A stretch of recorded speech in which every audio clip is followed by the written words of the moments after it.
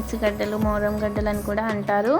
వీటిని వాటర్ లేకుండా షుగర్తో, బెల్లంతో ఎలా ఉడకబెట్టుకోవాలో చూసేద్దాం. వాటి కోసం అయితే నేను ఒక ½ అన్ అవర్ ముందు వీటిని వాటర్లో నానబెట్టుకున్నాను. పైన నల్ల పొట్టు ఉంది కదా, అదంతా తీసేసుకొని ఇలా పీసెస్ లాగా కట్ చేసుకోవాలి. చూడండి, పొట్టు తీసాక మన ఆలుగడ్డలు అయితే ఎలా కలర్ చేంజ్ అవుతాయో, ఇవి కూడా పొట్టు తీయగానే కలర్ చేంజ్ అయిపోయాయండి. వీటిని అయితే చిన్న చిన్న పీసెస్ లాగా కట్ చేసుకుంటున్నాను.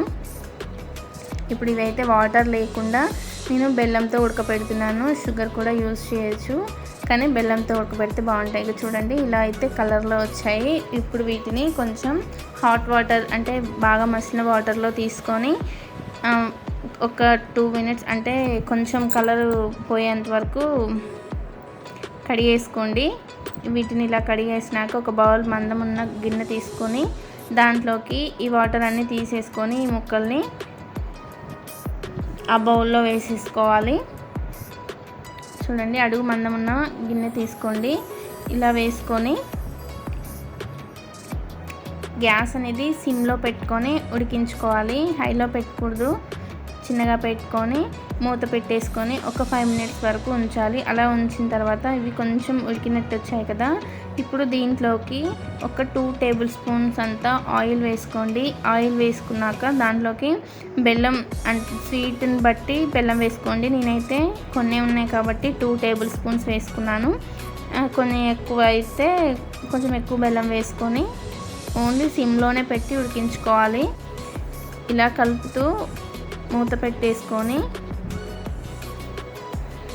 ఒక 10 మినిట్స్ వరకు అవి కుక్ అయ్యే వరకు ఉడికించుకోవాలి. చూడండి, ఏమన్నా అడుగు మాడుతున్నట్టు అనిపిస్తే లైట్గా ఒక 2 టేబుల్ స్పూన్స్ అన్నీ వాటర్ వేసుకోండి. ఎక్కువ వాటర్ వేసుకోవద్దు.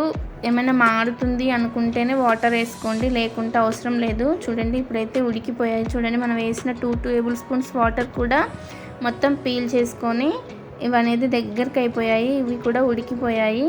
ఇంతే అండి, సింపుల్గా ఉడకపెట్టేసుకోవచ్చు.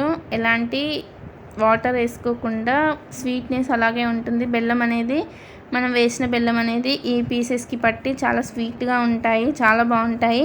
మీరు కూడా ఒకసారి ఖచ్చితంగా ఇలా ట్రై చేయండి. చూడండి, లుకింగ్ అయితే చాలా బాగున్నాయి కదా, తినని వాళ్ళు కూడా తినేలా ఉన్నాయి. ఈ వీడియో కనుక మీకు నచ్చితే లైక్ చేయండి, షేర్ చేయండి. మరిన్ని మంచి మంచి వీడియోస్ కోసం మన ఛానల్ని సబ్స్క్రైబ్ చేసుకోండి. బాయ్.